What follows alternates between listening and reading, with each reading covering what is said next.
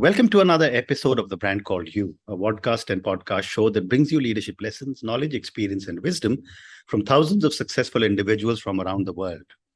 I'm your host, Ashutosh Garg, and today I'm delighted to welcome a very senior professional from India, Mr. Samir Kaul. Samir, welcome to the show. Thank you, Ashutosh. It's a pleasure to be on your show. Thank you. Samir is the founder of Ignibiz Consulting. He's also an entrepreneur. So, Samir, tell me a little bit about Ignibiz and what was your motivation to start this?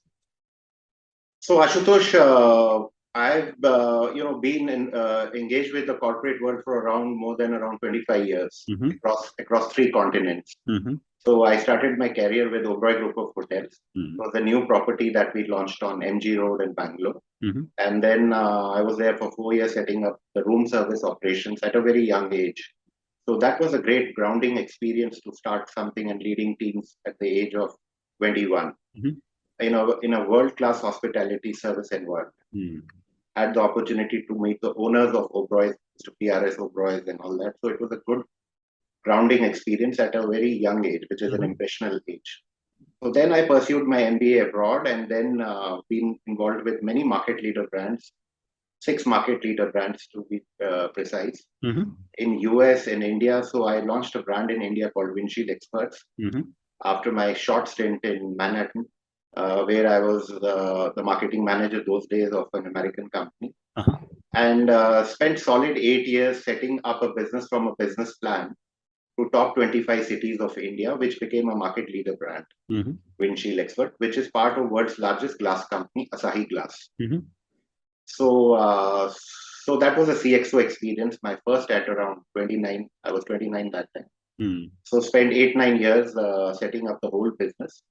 And then being at Dr. Lal's, building the brand of Dr. Lal's, which is now a public company. For small families business around 40-50 crores. We scaled it up to around 600 crores in 6 years. So I worked across, then it was many other companies after that in cross-functional, different industries, different situations of their life cycle. Most of them have been entrepreneurial in nature. Either I started businesses as a CXO, more like an entrepreneurship, small business or a business plan, scaling up the company, and they were all business, market leaders in their own industries. So cross-sectoral, across various CXO positions, both as a CMO, so more functional in nature, as well as width as later on as a management role as a CEO and CEO of those companies. So I spent 25 years and, I gained a lot of wisdom, especially in my entrepreneurial assignments. So I thought, why not put all that wisdom together and start something where you're trying to unlock the human potential. Okay. So Ignibiz is a portmanteau of 2 words, ignite and business. That's the name of the company. The brand names would be different as we go. So business is still being built. And it will have areas like upskilling. It will have future skills. It will also have online sessions on entrepreneurship, on career advice. There will be a show on that, which will be a people's show where we'll bring a lot of people from the industry to help people. So it will be more like a one-on-one kind of an interaction, not the en masse, where you try to give the same product and expect everyone to understand, kind of imbibe that. I understand. So given the amount of time you have spent with brands, let's spend the next 15 minutes talking about brands. Sure. And you've built so many iconic brands. My first question to you, Samir, is what goes into building a successful brand? So Ashutosh, when we talk about brand, one needs to make the distinction between marketing and branding. Marketing, as has been the case, is basically revolves around a marketing mix, which is 4 P's of marketing: product, price, place, promotion, which was more like in the manufacturing era. But as the customer orientation started, as the world became more customer-centric, the 4 P's moved to 4 A's, which are the accessibility, availability, affordability, and awareness. So the 4 A's were more from the eyes of the customer. The 4 P's were more from the salesperson's side of the business. So today, if you look at branding, I think the first thing about branding is that you have to kind of have a very strong why in the business. not the hows and the whats. A lot of people want to build brands, but they spend too much time on the hows and the whats. The hows and the whats are just the means to an end. The ulterior motive, the superordinate motive of a branding is to have a very strong why. It could be a purpose, it could be a cause, or it could be a belief.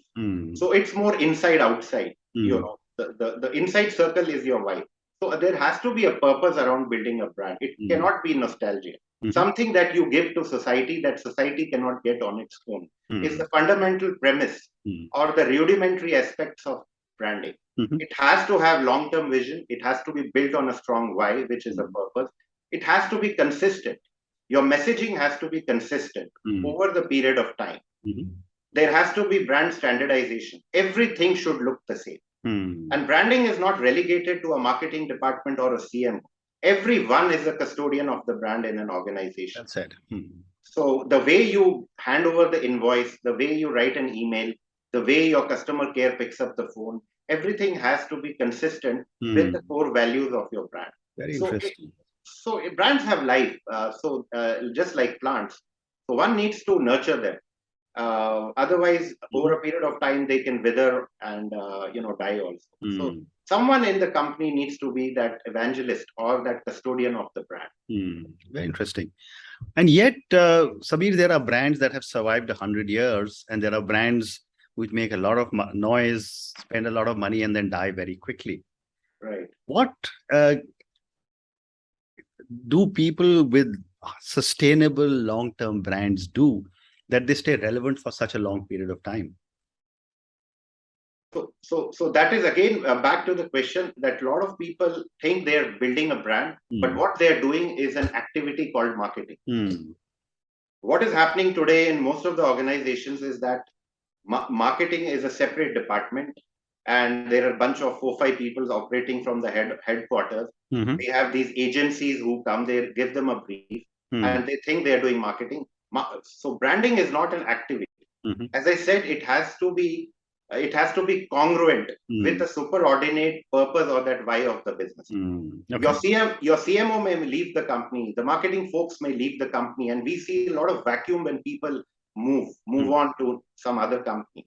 So someone in the organization, especially the board or the owners of the companies or the board, has to be the custodian of the brand. So that we've seen that with Ratan Tata, the values that they stand for, or at Infosys, we have seen that they've had some kind of altercation with their top management professionals, but they held their ground.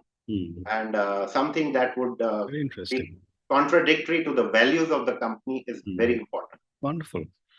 And the other thing that I've seen with brands over the years is that a lot of people have used celebrities to be able to support and their own brands, on the assumption that the celebrity will be able to pass on the values of the brand.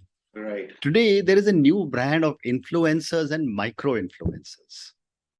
How are they impacting brands? So Ashutosh, using endorsers, earlier days we used to call them opinion leaders. They would write something for. It's based on the premise of a area of marketing called classical conditioning. The premise is that the attributes of the endorser or the opinion leader, nowadays we call them influencers, rubs on to the characteristics or the character of your brand. For example, if a company wants to build a brand around trust or reliability, the brand ambassador or the influencer or the opinion leader that they choose has to evoke that feeling. Correct. There has to be alignment. What we see nowadays, and great companies who understand this don't do that. The endorser has a different kind of a personality in terms of how he is perceived in the marketplace, and the brand is standing for something else. So there is a disconnect. When that happens, when there is a misalignment, it doesn't work. It's just a nostalgia that they use and get those eyeballs. But it really doesn't help, because the science of marketing, the science of classical conditioning in marketing, that the attributes of the influencer or the opinion leader should translate to the values that the brand stands for. So it works most of the times when there is an alignment. But as you know, reputations are fragile in the social media. Someone who has stood for something else may tarnish his reputation, and it affects the brand. So the company has to be very sure who they cherry pick as their brand ambassador or as their opinion leader. Okay. So I think that needs to be understood. Wonderful. And if you look at the whole communication platform for brands, right? I remember when I was growing up and as a young manager, there used to be billboard, there would be full page ads, there'd be movie cinema hall, 30-second, 2-minute, 3-minute clips. Right. Today, everything has become digitized. Right. How are brands handling this big change of the digitized world? So, Ashutosh, first of all, there is a lot of nostalgia around the digital realm that we are living in. So, we have to understand that the concepts of marketing or the rules of business are always more or less the same. Digital is only a medium. Correct. The concepts of marketing, the principles of marketing will always revolve around, the rudimentary aspects are always the same. But what is happening is that the medium is becoming the message now. With the proliferation of the social media and a lot of things in the digital realm, a lot of time is being spent in the digital medium with a lot of messaging and a lot of communication stuff. So digital one cannot avoid. But the real secret sauce is in integrating digital with your legacy mediums. Right. Both the new age and the legacy mediums have to be integrated. That will amplify your message.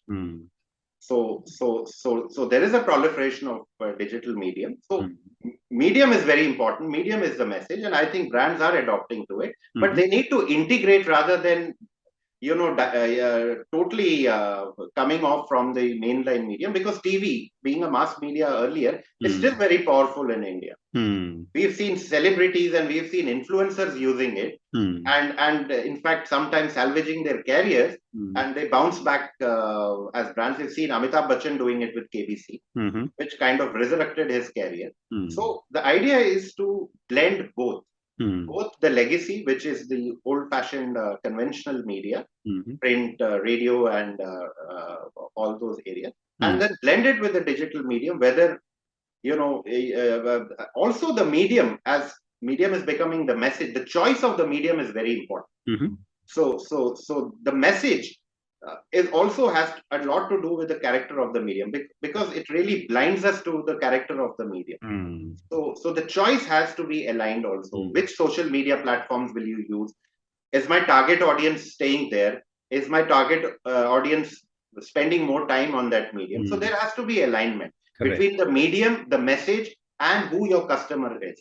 Every business has a separate segment of customers. It cannot be this or that. You have to know who your customer is. In business, everyone is not your customer. Correct. So there has to be segmentation, and around that segmentation, then you align your message, you align your medium, and you basically integrate both the conventional legacy media vehicles with your new age digital media. And what, in your opinion, is the change in the role of a brand manager? Given the communication is becoming quicker, the platforms have changed from those big platforms to everything now being on mobile phones. Right. How has the role of the brand manager started to change? So it starts with who your customer is. You have to know who your customer is. You have to get into a submarine mode. You have to slice the customer needs. You have to see those phantom needs. You have to find, is there something that the competition is doing I'm not doing? But the idea is to see. A lot of brand managers are focusing on competition. The idea is to focus on the customer. So speaking to the customer, engaging with the customer, doing these feedback process more like a science, not out of nostalgia. Find out what's that something that the customer is expecting, and create an augmented product. Products have three categories: the core product, the secondary product, and the augmented product. The basic product experience remains the same, but you add those. It's like a garnish on a dish. You add those layers to find out, is there something that the customer really wants and the marketplace is not giving. It could be temporal in nature. It could be something around time. It could be convenience. It could be better technology, better engagement with the customer. The brand manager has to be the voice of the customer, and he has to be the ears and the eyes of the customer. Okay. Customer is what he has to think, and then redirect the whole energies of the organization around that customer. You know, he has to get the customer in the meeting rooms. He has to get the customer in the boardroom. Because it's the customer who will tell you what you should be doing. So focusing on the customer, whether it was done 10 years back or today, will always remain the same. Digital is only helping you to become faster, to diffuse the diffusion of the message can happen faster. You have more scalability. You can reach out to a wider audience. So a lot of focus has to be around what the customer is trying to tell you, which you won't know otherwise. Well said. One more question relating to branding, and this is the efficiency of the communication. Right. 30 seconds on TV, and now the entire messaging has to be done in 10 seconds on a platform like TikTok. Right. How does one convey a message about one's brand in such a short span of time? So one more important insight about concepts of marketing and branding is that less is more. So people's attention spans are reducing. People don't have time. So bite-sized information, bite-sized messaging is a secret sauce. You know, that's how Twitter is existing. That's how Tumblr is existing. That's how Insta is working. Insta doesn't allow you to load more than one picture at one time. And that's for a purpose, because attention spans of people are less. If it's less, it hits you. There is a recall effect. The brand recall is better. You remember it faster. It gets into what is called as your consideration set. It's top of your mind. Also, you can send more communication if it's shorter. The speed can be more. You can consume more. You can reiterate your message better. And these days, mobile is everything. So, people can get your messages, and it's like more like a validation of what you stand for. These long laundry list of messages is not going to work. So that's why these micro blogging sites and these micro bloggers are very restricted thing. But less is always more. When people read less, even in the old fashioned when we used to write the body copy, less was always more. The caption would be set the tonality, or they set the premise of your communication. Very interesting. So time for one more question, Samir, and this is for the many, many people who will listen to our conversation. Right. Based on your vast experience, not just in India, but in different countries of the world, what would you say are 3 lessons you would want our viewers and listeners to take away from our conversation? One is, again, focus on the brand. Have a strong why. Whatever you do, whether you're working in a company or you start a company, be a founder, have a strong why. The what's and the hows will flow from there. What is the means that you'll use to get to your why, and how is the result of those things? Correct. So focus on the why. Second is be unique. Don't be a copycat. Stand for something, because no one can beat you in being you. Everyone has certain innate qualities and all that. Be unique, be original, be authentic, because people see that, and we see these days, authenticity and having original stuff works, whether it's Bollywood or it's anything else. People will appreciate originality. People will appreciate authentic communication. And you need to walk your talk. Before you talk your walk. You have to stand for something that you do, else it's just a lip service. Very interesting. Very interesting. These are some of the things. Samir, on that note, and your 3 lessons of focus on the brand, look for your strong why, be unique, talk the walk. Thank you so much for speaking to me. Thank you for talking to me about your amazing journey, about all your thoughts on branding and brands. And thank you for speaking to me. Good luck. Thank you, Ashutosh. It's a pleasure to be on your show. Thank you very much. Thank you for listening to the Brand Called You videocast and podcast, a platform that brings you knowledge, experience, and wisdom of hundreds of successful individuals from around the world. Do visit our website www.tbcy.in to watch and listen to the stories of many more individuals. You can also follow us on YouTube, Facebook, Instagram, and Twitter. Just search for the brand called You.